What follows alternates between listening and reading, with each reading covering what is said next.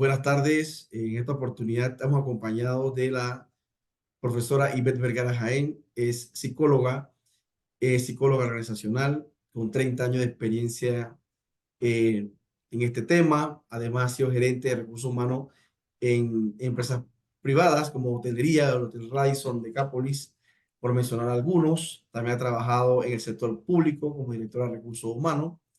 En fin, pero se ha dedicado mucho de su tiempo a la investigación.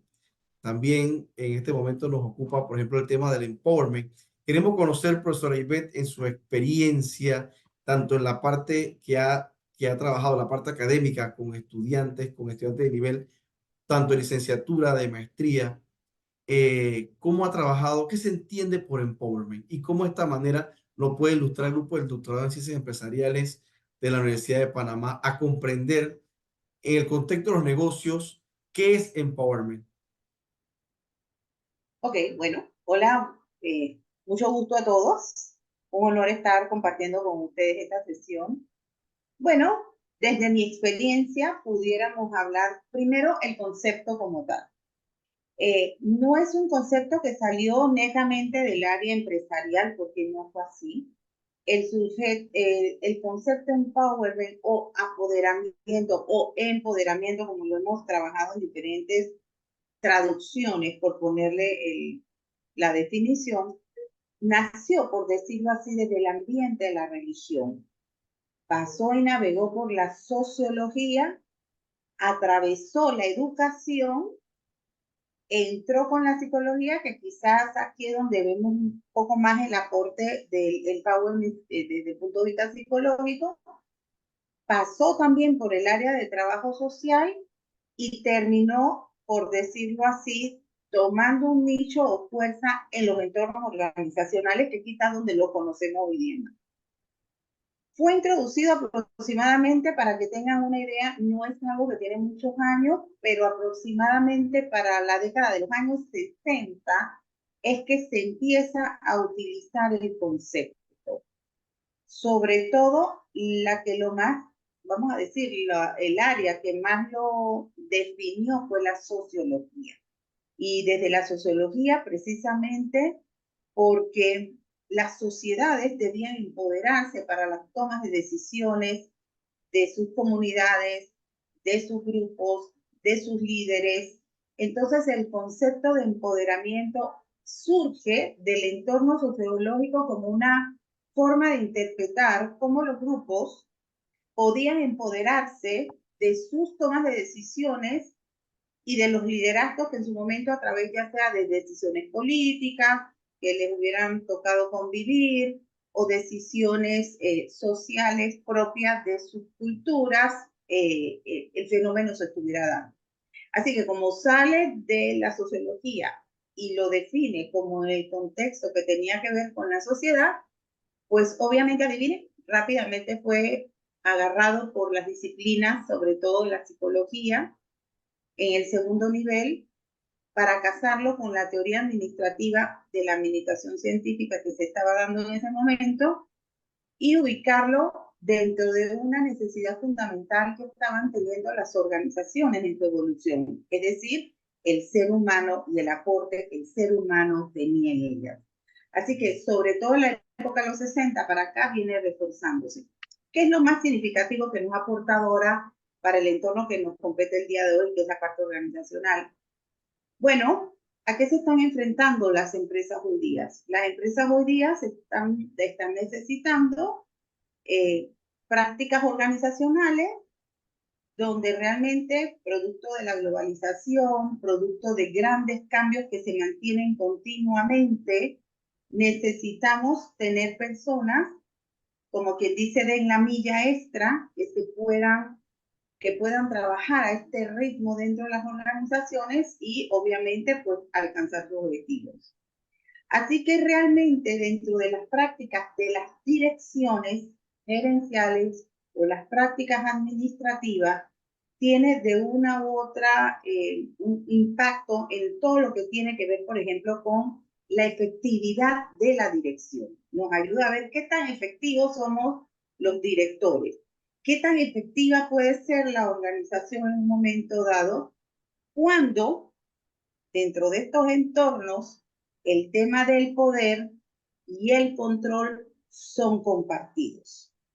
Recuerden que venimos de estructuras altamente burocráticas y de estilos de gestión meramente autocráticos. Entonces, eso de delegarle a una persona y darle poder a un grupo no era una cosa que fuera tan fácil en el siglo XX, quizás porque las empresas estaban establecidas y hacían muy poquitos cambios en el tiempo. Sin embargo, en la actualidad eso no es lo que pasa. El cambio es constante, las conexiones, los intercambios de negocios en diferentes momentos, ha tenido que utilizar y reactivar nuevamente este concepto para manejar las operaciones. Entonces, cuando hablamos de la efectividad, entonces tenemos que entender que está, cuando aprendemos a compartir el poder y el control, aquí es donde viene cómo lo ejecutamos en las empresas. También el empowerment dentro de las organizaciones es importante porque también nos ayuda a desarrollar cambios oportunos en tiempos correctos. ¿De qué me sirve identificar que tenía un problema si después de 6 o 7 meses o un año después lo voy a sugerir? No. Si yo estoy trabajando con grupos empoderados, lo que se detecte en este momento lo puedo corregir, porque esto es cuestión de tiempo. Y lo último es que obviamente ya hay algunas investigaciones que se han hecho que de una u otra manera sí tienen resultados beneficiosos para las organizaciones. Así de manera general, como para Sí, explicar de dónde vino este concepto. sí, claro. Por otro lado, y qué interesante lo que menciona usted, y me llama la atención algo. Uno, si el empowerment es aplicable para cualquier organización, porque estamos hablando entonces de gestión de personas, gestión de recursos humanos, liderazgo alineado hacia objetivos específicos. Entonces, mi siguiente pregunta sería, ¿es aplicable para todas las organizaciones? Y la siguiente sería, ¿qué se requiere en la organización para implementar un programa de empoderamiento, si se le puede llamar como tal? Bueno, vamos a quizás tomar algo teórico del concepto para que lo entendamos. Cuando hablamos de empowerment, hay como dos grandes dimensiones de ese empowerment. Lo que denominamos el empowerment estructural y el otro que tiene que ver con el empowerment psicológico. Miren, no es tan fácil decirle a un grupo de personas, bueno, mañana ustedes son los encargados de este proyecto, a mí me generan resultados, si psicológicamente no hemos trabajado con personas, sobre todo en culturas como la nuestra, donde desde la primaria estamos acostumbrados, ¿qué es lo que hay que hacer para mañana? ¿Cuál es la tarea de mañana? ¿Esto quedó bien así? ¿Le parece que está bien así? Entonces, muchas veces, y digo, después de 30 años de ver trabajadores, me he dado cuenta que esa falta o sea, esa dependencia es una de las cosas que más limita ejecutar programas como este tipo. Primero tenemos que trabajar un poco en el empowerment psicológico. Es decir, que las personas, y a lo mejor trabajarlo primeramente con los grupos a niveles locales, a niveles de jefaturas, por ejemplo. Una vez que las jefaturas están empoderadas psicológicamente, entonces podemos ir metiendo empoderamiento grupal y empoderamiento organizacional y estructuras empoderadas como tal. Obviamente esto requiere una cultura organizacional abierta que tolere en un momento dado, aunque en poco tiempo ensayo y error, la realidad es que venimos de organizaciones donde usted se equivoca, mañana tiene el memo en su escritorio, donde si usted cometió un error y entonces alguien llama al dueño y entonces ya usted prácticamente está votado. Entonces, esas culturas no prosperan con empowerment, esto no camina para esto. Por de ahí la importancia que tengamos primero que analizar la misma cultura organizacional y si esa cultura organizacional realmente está preparada para hacer esto.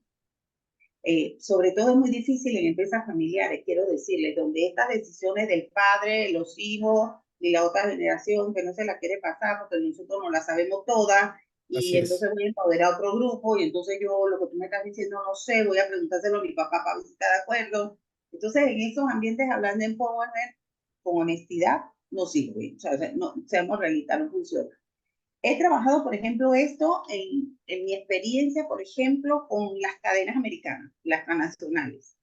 De una u otra manera, las transnacionales han fomentado un clima, yo creo que tiene que ver mucho con la parte multicultural, que han ayudado a que este tipo de cosas se den. Entonces usted dice, bueno, voy a poner este equipo a desarrollar el proyecto y ellos solo corren, ustedes a mí me dan mis resultados. Yo empoderé al equipo. Ellos ya saben qué tienen que hacer, saben que en qué tiempo lo van a necesitar. Ellos ya saben que la meta o el objetivo es a julio del 2024. A julio del 2024 yo no lo voy a corretear. Ellos ya saben cómo lo tienen que hacer, cómo van a negociar, porque esto va a definir una serie de competencias personales también. Por eso es que es tan importante el psicológico, donde tenemos que tener claro, bueno, eh, cuáles son los comportamientos organizacionales, qué yo espero de los trabajadores. Estos trabajadores realmente están comprometidos con la organización. Yo he generado un clima organizacional con suficiente bienestar laboral para quedarme con un trabajador. Yo tengo un clima laboral adecuado o yo he fomentado un clima donde la mayor intención es que todo el mundo se vaya de aquí y una alta tasa de rotación. Entonces, cuando vemos el empowerment, una de sus ventajas es que precisamente revierte todo esto. Hay una menor intención de irse los empleados porque cuando un empleado está empoderado, un empleado siente que sus ideas valen, una persona siente que es respetado, una persona siente en una organización que está aportando. Obviamente un empleado, vamos a decir que feliz, pero por lo menos se siente escuchado y aceptado y se genera ese compromiso necesario. Si yo tengo una organización que me he preocupado por trabajar el clima organizacional y tener indicadores de satisfacción laboral, hacer mediciones de las relaciones, hacer análisis de la competitividad salarial, compensaciones, de preocuparme un poco por las necesidades de ese trabajador, quizás un poco trabajando la pirámide Maslow, entonces yo tengo en ese escenario un mejor nivel de bienestar laboral, donde esta estructura de pago no me va a funcionar. Entonces, decir que esto aplica para todas las organizaciones como una varita mágica no lo es. Esto requiere condiciones para poderlo desarrollar y una estructura gerencial de una u otra manera que tenga esta perspectiva de decir, ve acá, si yo empodero a la gente, tengo más gente dando ideas, sugiriendo, yo no me tengo que meter en esto de que, bueno, aquí está el libro del memo, coge tu llamado de atención, coge tu cosa. Ese no es el escenario de este tipo de organizaciones realmente. Entonces, el estructural toma en cuenta, por ejemplo, todo lo que es la visión de la organización. Por eso entonces hay que trabajarlo desde el plano estratégico. Todo lo que tiene que ver con retroalimentación, información de resultados de las operaciones. Miren, ¿cuántas veces pasa que le dicen al empleado, no, esta estadística es confidencial? Yo no tengo que Es, decir cuánto es mi planilla, eso es un tabú, eso no se dice. ¿Cómo quiere que los empleados logren desarrollar tomas de decisiones? Sí, indicadores básicos de gestión que necesitan para ayudarte a ti a sostener la operación son tabúes. Hay organizaciones que te dicen, no, los estados financieros no se pueden discutir. No, pero si tienes un equipo gerencial que está trabajando contigo, entonces ¿cómo tú no puedes tocar esos temas allí? Entonces, la parte estructural tiene que dar grandes saltos, por ejemplo, establecer metas organizacionales claras. Los empleados tienen que tomar decisiones, tú les tienes que empoderar para la toma de decisiones y de una u otra manera aprender a recompensarlos en base a los resultados organizacionales. Ya no es que no es que yo le voy a dar a Iber Vergara porque a mí me parece que Iber Vergara funciona mejor, a ella el bono. No, si la meta fue de grupo, los empleados y sus recompensas son organizacionales, la meta es de todos. Entonces, nos cuesta un poco ver ese escenario en muchas organizaciones. Pero si nos paramos en el empower psicológico, ¿qué pasa con estos empleados? ¿Qué experimentan? Entonces tú dices, bueno, las ¿Cuál es la creencia que puede tener la organización de lo que es un empleado competente? Empecemos por ahí. ¿Quién es competente? ¿Qué es ser competente? Ah, bueno, competente es el que llega temprano, nunca me falta. ¿Eso es ser competente? Porque No, puedes tener no, no. presentismo, todo Así el día es. metido ahí 8 horas y no hace nada. Entonces, realmente el primer concepto es, ¿qué es lo que pensamos nosotros que es un empleado competente? Esa es la primera cosa. Si el empleado se percibe que su trabajo es importante, esa es la segunda cosa que hay que entrar aquí. Si esa persona tiene autonomía, y a veces, perdonen la palabra, ni siquiera saben qué significa el término, en muchas organizaciones no entienden qué es ser autónomo, y si los resultados que ese trabajador aporta a la organización siente él que tiene un impacto significativo. Entonces ahí hablamos de un empowerment psicológico. Si yo creo que lo que yo hago en esta estructura está apoyando para que la empresa siga adelante, funciona. Miren, en la pandemia hubo muchos empleados con que le bajaran la hora y todo, estaban metidos primero por el miedo de perder su trabajo, pero segundo, habían unos tan comprometidos de que la empresa no desapareciera, que se pegaban, que hacían ideas creativas. El tema más crítico que pasó en la pandemia fue la supervisión de los equipos de trabajo. Nadie sabía supervisar virtualmente. Entonces tú ahí tenías que darle el voto de confianza a ese trabajador, que tú no sabías si detrás de esta pantalla estaba cocinando o si estaba sobándole la barriga del perro aquí debajo del escritorio, pero ese trabajador te estaba dando resultados y Así era es. incondicional en un momento dado en su tiempo que le daba la operación para ser productivo y estar dentro de la competencia. Entonces estos son los escenarios que las organizaciones tienen que revisarse, tienen que mirarse dónde está su misión y dónde está su visión. Tienen que tener claridad en sus valores, porque si los valores no contemplan esto, entonces no predicamos con el ejemplo, como se dice, ¿no?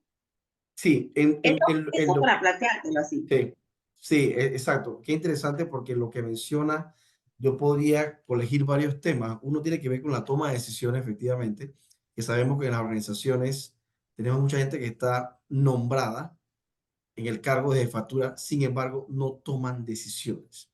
Y por otro lado, también habla de actitud.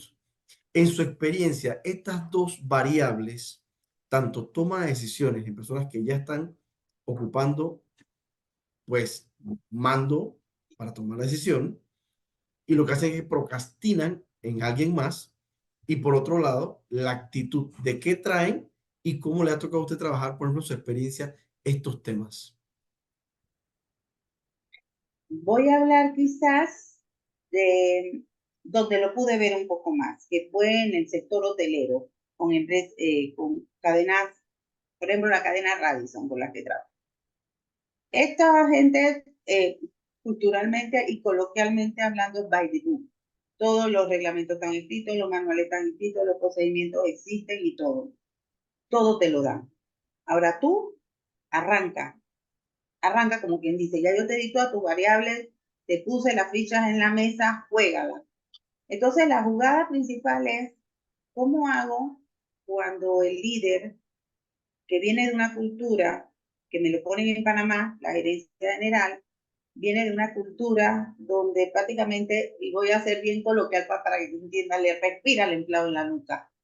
Entonces, tú tienes a un grupo de gente que ya sabe trabajar sola, que ya es autónoma, que ya sabe lo que tiene que hacer, que ellos saben organizar en una crisis un horario, que saben establecer rápidamente, bueno, viene un evento súper importante, ellos ya saben hacer su trabajo. Yo no tengo que estar a ver cuántas botellas de vino, cuántas copas va a poner, cuántos platos va a poner, el salón de evento, el aire, qué temperatura tiene. O sea, este jefe no caminaba en esta estructura. Entonces cambiamos a un modelo de jefatura diferente. El segundo que vino venía esto y decía, bueno, señor Ives, usted me dice que eso es lo que hay que hacer para los colaboradores en el programa de motivación, dele. ¿Cuánto necesitan presupuesto? Dele. Y yo terminaba haciendo las cosas, pero midiendo. Esta es la otra cosa que es importante en estos programas. Usted tiene que tener medición de lo que hace, que esto lo cuesta a nosotros en esta cultura. ¿Quiere ver si el programa funcionó? Mide impacto, mide resultados. Si no, quedas como en una linda conversación que tuviste, te gastaste una plata, pero no sabes medir los resultados.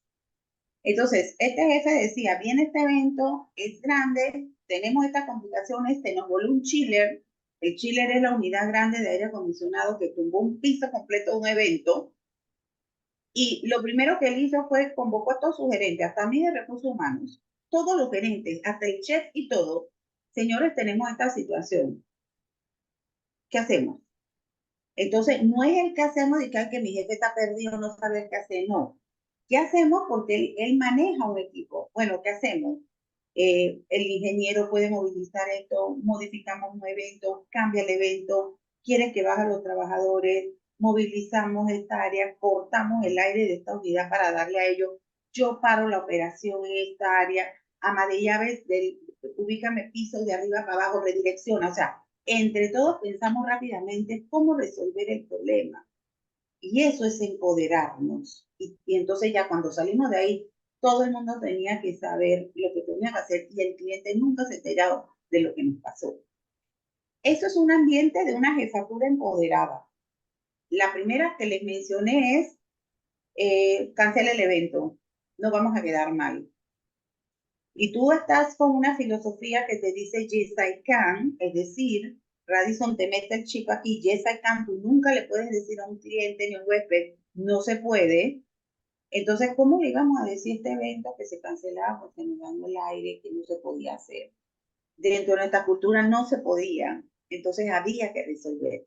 Eso hace que tú te sientas bien porque al finalizar el evento quiero decirle que esto es lo que es la parte psicológica del evento. Todos nos tirábamos en una silla después de tirar el evento y nos reíamos a carcajadas de decir, oye, tú viste no sé qué. O sea, y volvía la camaradería entre gerentes y entre los mismos saloneros, los mismos que participamos, no había diferencia, porque al final todos teníamos que apoyar, porque al final la organización era nuestra. Al final la productividad, si el evento salía mal o bien, era nuestra imagen. Y habíamos creado una identidad tan importante que hablábamos de nosotros. Y ahí es donde yo digo, ya la cultura está preparada para esto. Cuando ya tú ves que los trabajadores empiezan a hablar de nosotros, ay señores, pero nosotros qué vamos a hacer. Y la cocina no tenía nada que ver con ama de llaves, pero ellos se sentían que el nosotros estaba impactado. Eso es lo que ya tú dices, bueno, ya estamos en este nivel de soltar a la gente y prepararla. Eso involucró que yo tuve que reducir la tasa de rotación de los colaboradores y convencer al corporativo de que Panamá no podía tener una estructura de 40% permanente y 60% eventual o transitorio. Y tuvimos que hacer una inversión de la planta docente que impacta obviamente una planilla organizacional, pero que cuando ves los números te das cuenta que eso sí funcionó. Y en épocas de pico o en épocas de bajada tú podías jugarte con vacaciones y una serie de cosas para que la empresa pudiera manejar el equilibrio económico financiero. Entonces, todo esto surge de una estrategia donde tus gerentes deben estar empoderados para poder hacer este tipo de cosas, para que se les permita hacer ese tipo de cosas, porque al final nadie quiere destruir su propia organización. ¿Sí me siguen con esto? Y Así no es, necesariamente éramos accionistas. así es, así es. Qué interesante. Entonces, vale la pena que podamos tener programas de empoderamiento a partir de que, a partir de consultorías externas, a partir de programas de capacitación interna, ¿cómo lo haríamos? ¿Qué recomienda usted? Mira, la primera cosa dentro de una consultoría es una empresa que quiera crear un entorno empowerment es obviamente hacer un autoanálisis primero. ¿Estamos preparados para esto? Es importante determinar el clima organizacional, es la primera cosa que tienen que trabajarse. ¿Qué nivel de clima tienen? Un poco hay que sondear qué piensa la comunidad o las clientes de esa organización. Porque si usted lo van a ver como una empresa respetable, una empresa buena, una empresa familiar de años de trayectoria, una empresa que es respetada, entonces vamos bien, porque ya te has ganado el 50% de tus clientes allá afuera, que es donde tú vas a devolver esto. Pero cuando tú estás trabajando con una imagen que es una empresa corrupta, que es una empresa problemática, que es una empresa que tiene alta rotación, que es una empresa que abusa de los empleados, que es una empresa que paga mal, y la carga negativa en la balanza está así, primero tenemos que trabajar en nuestras estructuras y en nuestras estrategias internas. ¿Qué estamos haciendo mal? Y aprender a recibir y dar feedback. Tenemos que aprender a escuchar en las organizaciones, mira, lo estás haciendo mal. Ok. Y les digo la verdad, hay gente que no le gusta decirle a otro que lo está haciendo mal, y hay organizaciones donde los famosos yes man existen. Ustedes saben a qué me refiero.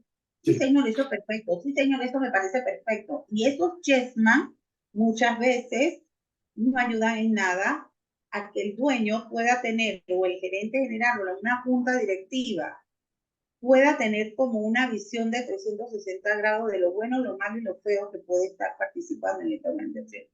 Sin embargo, si se quieren meter en esto y quieren hacer estrategias para cambiar, la segunda cosa que tienen es que identificar en su talento humano, en su gente, bien, cuál es la cultura de la dependencia, qué nivel de dependencia mostramos aquí.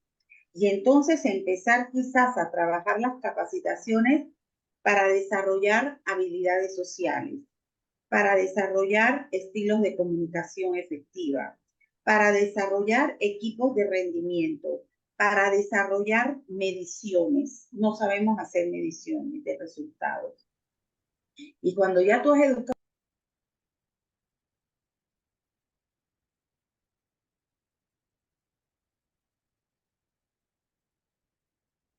Profesora Ivette, se le silenció el micrófono. Ahora, Ah, sí, correcto. ahora sí, lo silenciaré Sí, por allá. sí, lo último que pasó, lo último que decía, perdón, que no lo copiamos. En la parte que tiene que ver, por ejemplo, una vez que ya tú has podido definir esto, bueno, lo siguiente paso es empoderar a tu gente, a tus colaboradores. ¿Y qué vas a hacer? ¿Cómo lo vas a hacer? Empecemos a elevar lo que es el trabajo en alto rendimiento, los equipos de alto rendimiento. Y alto rendimiento es que, mira, es que este es más productivo que el otro. No, alto rendimiento en todo.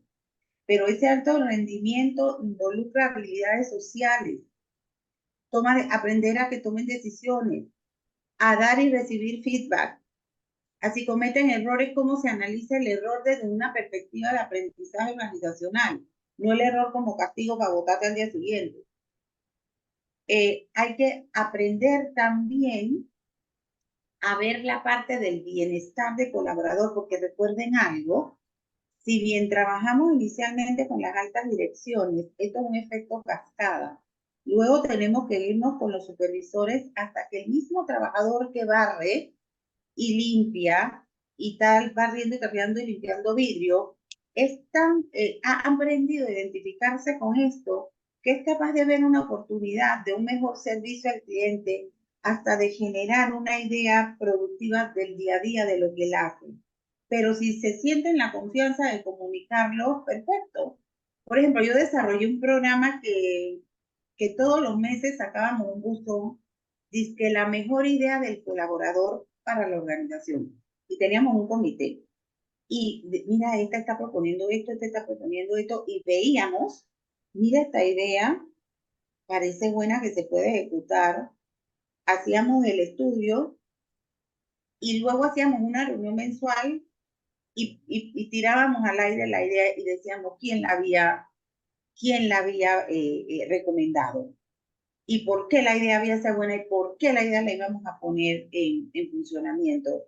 Y las ideas muchas veces salían de las camareras, de los vaciadores, de los lavaplatos y de los auxiliares de mantenimiento, paradójicamente, porque ellos son los que el día al día están metidos en la operación y ven todo, están ahí. Así es. Entonces, no podemos subestimar ningún nivel de la estructura de personal en este proceso. Pero yo sí en Panamá veo que el tema del empoderamiento psicológico es el que hay que trabajar por delante. Si no sentimos seguridad o tenemos miedo a hacer las cosas, aunque yo tenga la idea aquí, no la voy a cumplir. Esa es una de las observaciones pues, que me tocó ver. Gracias. Realmente quiero agradecer, profesora Ivette, por habernos dedicado estos minutos a poder esclarecer, tener claridad a nuestros compañeros del doctorado en qué es empowerment y cómo es una herramienta que ayuda a la gestión, sobre todo de personas. La verdad que ha sido para nosotros un placer tener aquí y muchas gracias. De nada, a la orden siempre, con mucho gusto. Chao. Hasta luego.